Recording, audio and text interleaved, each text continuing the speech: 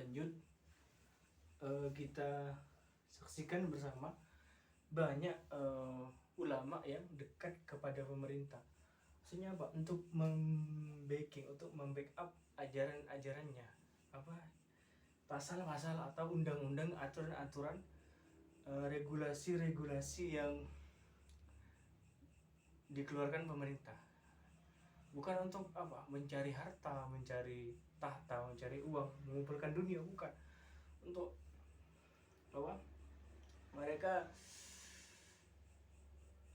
dekat ke pemerintah, ke ulil amri, biar supaya ada aturan yang sesuai dengan Al-Quran, sesuai dengan hadis, sesuai dengan ajaran agama seperti itu. Contohnya agama Islam, biar tidak menyimpang. Contohnya menutup tempat pelacuran, kemudian melarang miras diperjualbelikan dengan cara yang legal gitu. Kemudian hewan-hewan yang tidak sesuai dengan syariat Islam seperti itu. Nah, 1000 fatwa ulama misalnya tentang tidak bolehnya minum khamar, kemudian tempat pelacuran haram dan lain-lain yang tidak boleh dalam ajaran agama Islam, 1000 fatwa ulama itu masih menang satu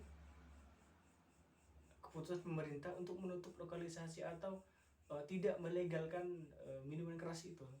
Ya, kita hanya bisa berfatwa. Ya benar, ulama hanya bisa berfatwa dan berdoa mudah-mudahan tidak terjadi yang haram dihalalkan, yang halal diharamkan, mudah-mudahan tidak terjadi seperti itu. Tapi lebih baiknya ada ulama yang dekat pemerintah. Nah, untuk apa? Untuk menutup keras seperti itu. Bahkan ada ulama yang menjadi ulul amri, ada yang masuk ke pemerintah. Fungsinya apa?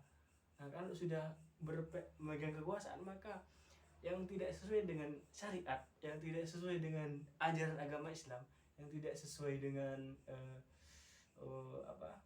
aturan-aturan fikih dan lain-lain, hadis, ijma, qiyas, ijtihad, maka pada saat itu langsung ya pakai musyawarah, ini nggak boleh, ditutup lokalisasi. Contohnya di Doli, tutup, tidak boleh minuman keras, tidak boleh legal, ya tidak boleh legal tanpa syarat dan tanpa apa-apa, langsung ditutup saja. Itu kalau ada ulama yang masuk ke pemerintahan, bukan niatnya untuk mencari harta, bukan niatnya untuk mencari kekayaan, bukan niatnya untuk mencari popularitas dan lain-lain, mengumpulkan dunia yang gemerlap, bukan. Tapi itu tujuannya untuk kemaslahatan umat, untuk kepentingan umat semuanya.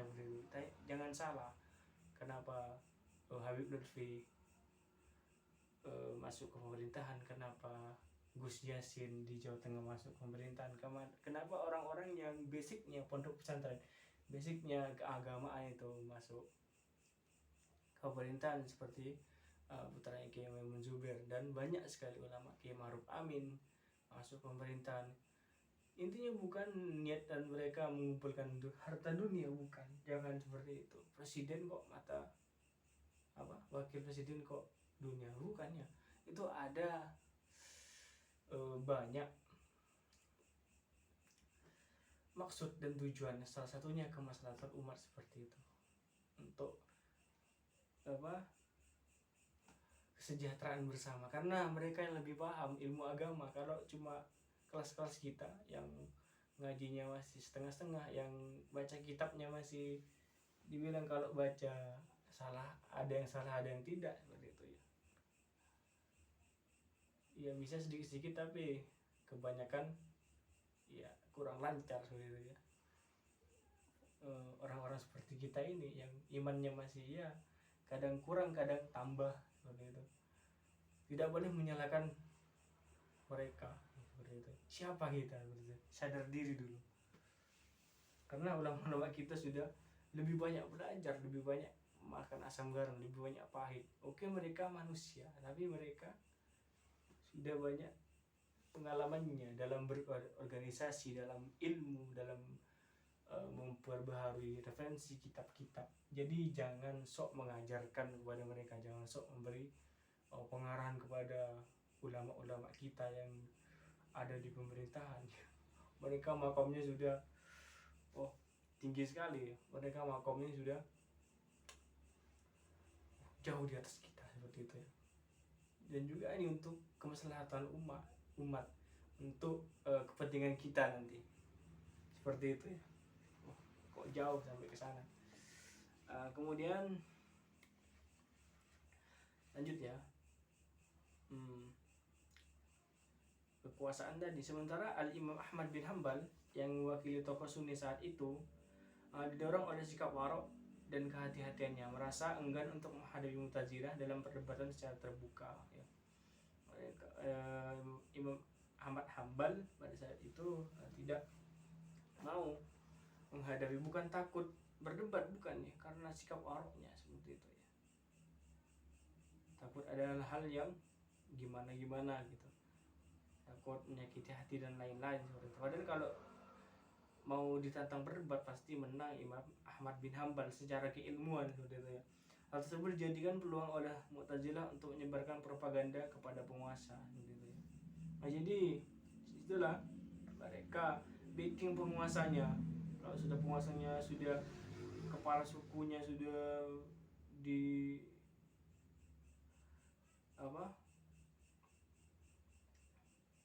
dihasut, wah langsung gitu menang mereka, jaya mereka. Bahwa kaum Sunni tidak punya nyali melakukan debat terbuka dengan Mu'tazilah.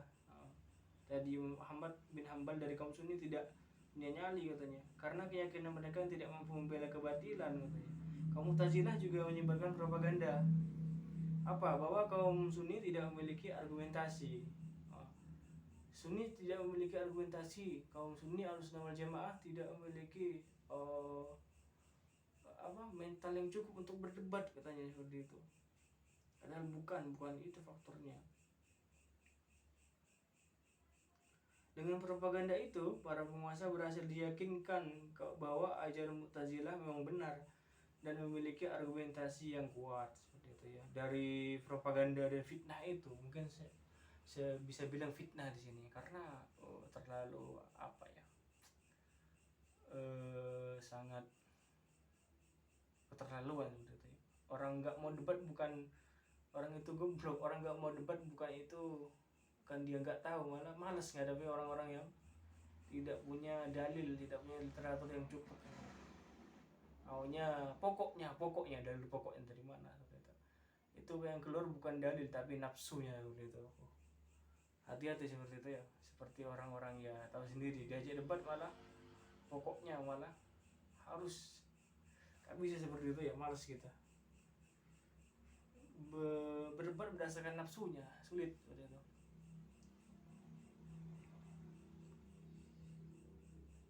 Kemudian akhirnya terjadi pemaksaan terhadap para ulama Ahlussunnah wal Jamaah seperti Ahmad bin Hambal dan lain untuk mengikuti akidah kemakhlukan Al-Quran.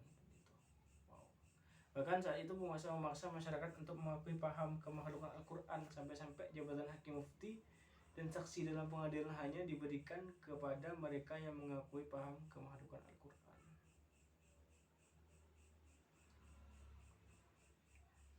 Saksi pada zaman itu hanya boleh orang yang percaya kepada kemakhlukan Al-Quran. Al-Quran dikatakan makhluk katanya. Ya memang bukan makhluk ya, itu mukjizat, itu wahyu. Sangat konyol sekali, sangat goblok sekali, tidak masuk akal. Hampir selesai sejarah Abu Hasan Al-Asy'ari. Nanti part selanjutnya kita bahas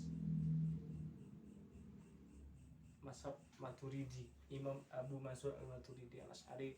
Sudah dirasakan cukup seperti itu, tapi sebenarnya hanya sekelumit kecil saja, sebagian kecil, karena ini untuk miniaturnya seperti itu.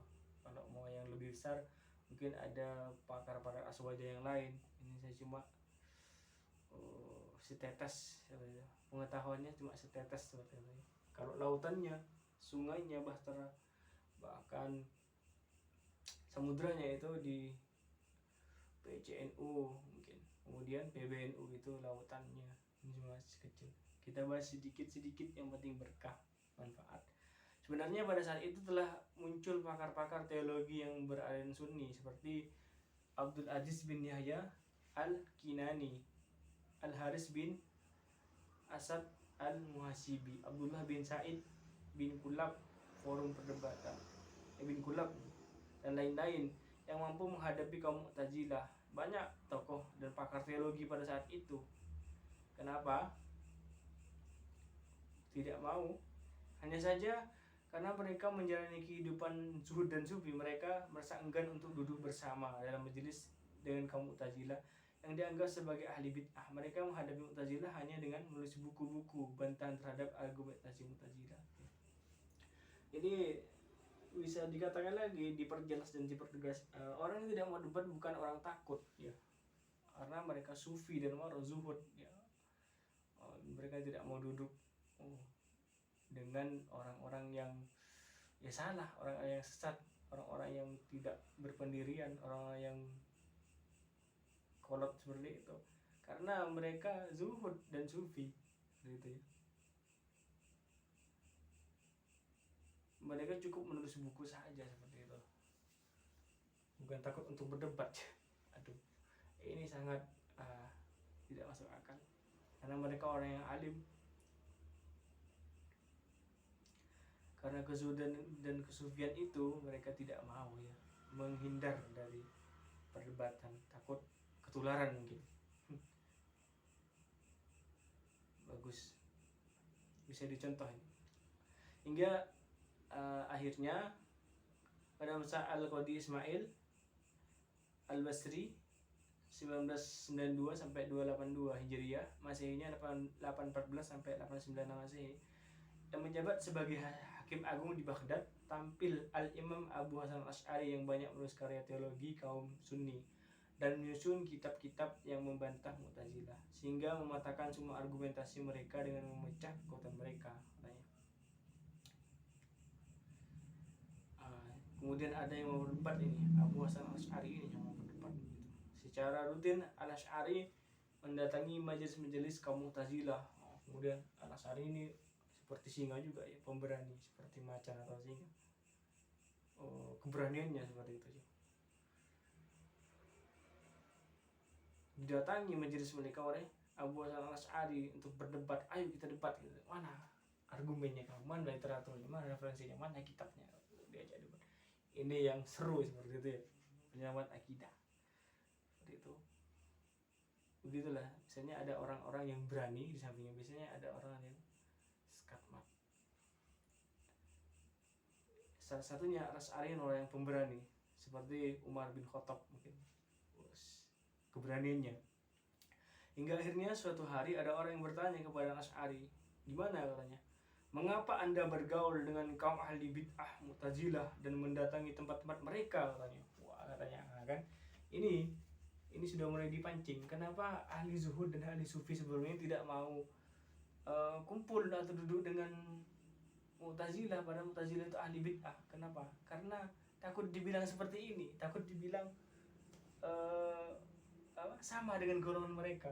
Karena kumpul itu tadi, makanya kaum zuhud dan sufi hati-hati, tidak mau kumpul. Mending gak usah didatangi daripada dibilang orang yang sama, dibilang Mu'tazilah, dibilang ahli bid'ah. Itu kenapa kaum zuhud dan sufi tidak mau mendatangi mereka untuk berdebat. Ditanya Al-Asy'ari, bukankah Anda diperintahkan untuk menjauhi mereka?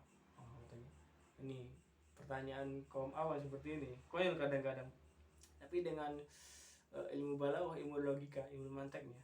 Gimana jawaban Al-Asy'ari? Mereka itu orang-orang yang memiliki kedudukan penting di mata gubernur dan hakim katanya. Dengan posisi mereka yang penting itu, mereka tidak mungkin datang kepada aku katanya. Kepada Imam Abu Hasan Al-Asy'ari tidak mungkin. Apabila mereka tidak mungkin datang kepadaku, lalu aku tidak mendatangi mereka, bagaimana mungkin kebenaran bisa dibuktikan, dan bagaimana mungkin mereka mengetahui bahwa Ahlus Sunnah wal Jamaah mempunyai pembela?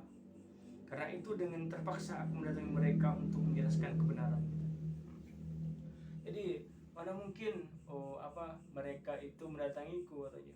Dan kalau aku tidak datang kepada mereka, mereka nggak akan percaya bahwa Sunni atau Ahlus Sunnah wal Jamaah punya pembela, punya orang yang bisa berdebat katanya. Sejarawan terkemuka Ibnu Khaldun berkata, hingga akhirnya tampil Syekh Abu Hasan al-Asy'ari dan mendebat sebagian tokoh Mu'tazilah tentang masalah-masalah soalah dan aslah.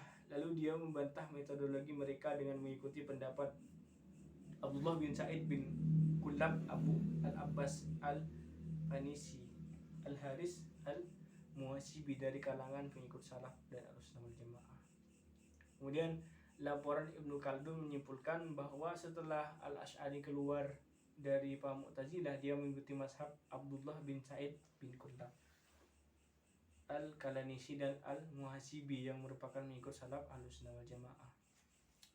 Demikian pula laporan buku sejarah yang menulis biografi Abu Hasan al-Asy'ari seperti Tarikh Baghdad karya Al-Hafidh Al-Khatib Al-Baghdadi, Tabaqat As-Syafi'iyah Al-Kubra karya As-Subki, Syazarat Az-Zahab karya Ibnu Al-Imad Al-Hambali, Al-Kamil fi At-Tarikh karya Ibnu Al-Asir, dan lain-lain banyak seperti itu.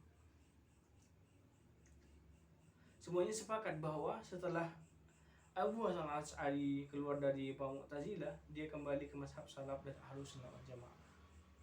Jadi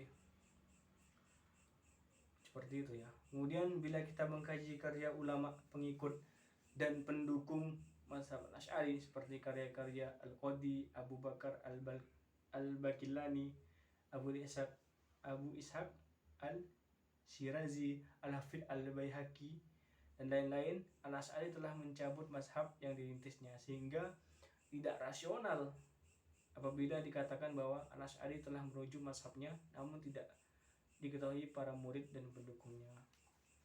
Itu ya.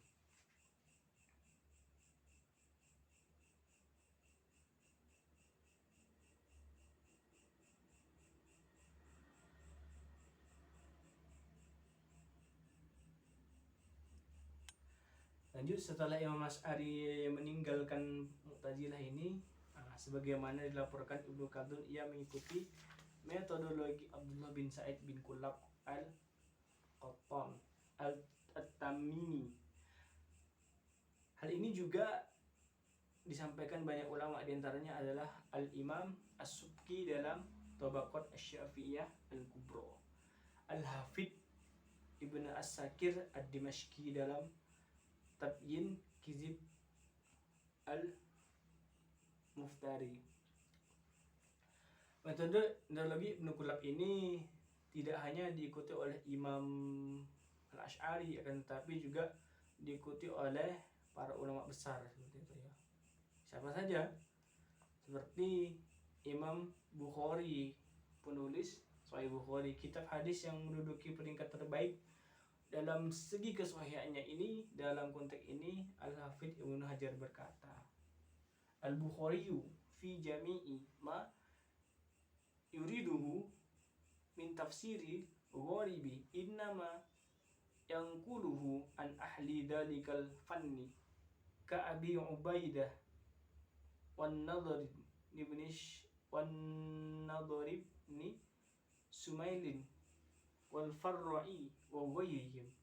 Wa ammal mubahisul fiqhiyatu fa ghalibuha mustamaddatu lahu min Syafi'i wa Abi Ubaidi wa amsalihima. Wa ammal masailul kalamiyatu fa aktsaruha minal Karabisi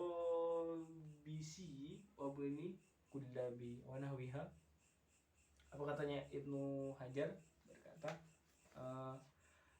Al-Bukhari dalam semua yang disajikannya berkaitan dengan penafsiran lafaz-lafaz yang gharib atau asing, mengutipnya dari pakar-pakar bidang tersebut seperti Al-Ubadah, An-Nadhr bin Shumail, Al-Fara' dan lain-lain. Adapun kajian-kajian fikih sebagian besar diambil dari Asy-Syafi'i, Abu Ubaid dan sesamanya. Sedangkan permasalahan teologi ini sebagian besar diambilnya dari Al-Qarashibi, Ibnu Kullab dan sesamanya. Ya, jadi Imam Bukhari juga mengikuti pendapat Ibnu Kullab ini dari segi ketuhanannya atau teologinya.